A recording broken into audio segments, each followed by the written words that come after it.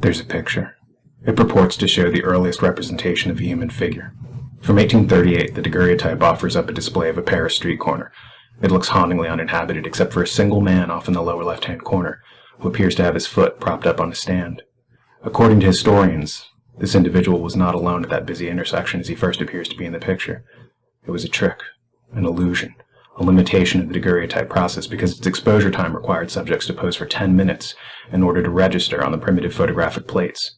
Since traffic was speeding by and pedestrians continued to walk, none of them appeared in the photo. Only the man showed up, owing to the fact that he was relatively stationary due to having his boots shined. Because of that event, his image, along with the surrounding architecture, was preserved in the photo, while everyone else around him had vanished like ghosts. I don't know why I'm so affected by that picture. Maybe it's because it reminds me of my own past. So many people have walked through my life, so many incidental characters have passed through my existence. But when I look back, only one person's image registers there. Hers. We met when we were just kids. High school. I fell in love with her almost instantly. Like all couples, we've had our ups and downs, we've had our joys and our disappointments.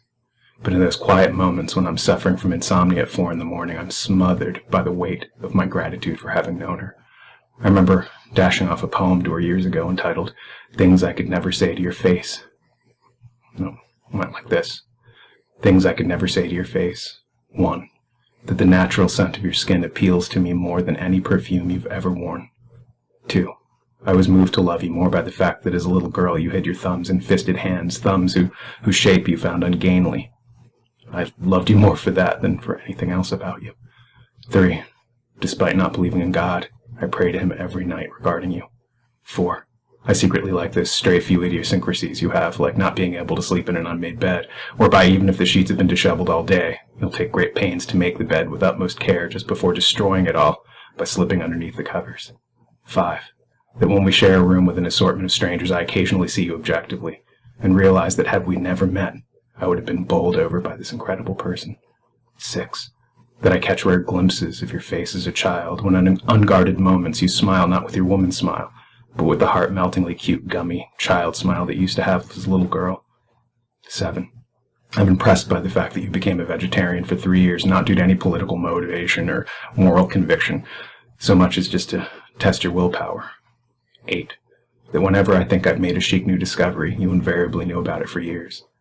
So after saying all these things that I could never say to your face, I stand now silently, stirred by a touch of nostalgia, a twinge of sadness for all that was and can never be again. And all I can do is talk. I've only ever been good at talking, and it's no different now. All I have is my empty words. A voice rises in me, like the wind that blows across the holes in a flute. And just as the flute, this voice in me is born of a hole, a vacancy, a void. That void is you. It wounds me, but without it there would be no music.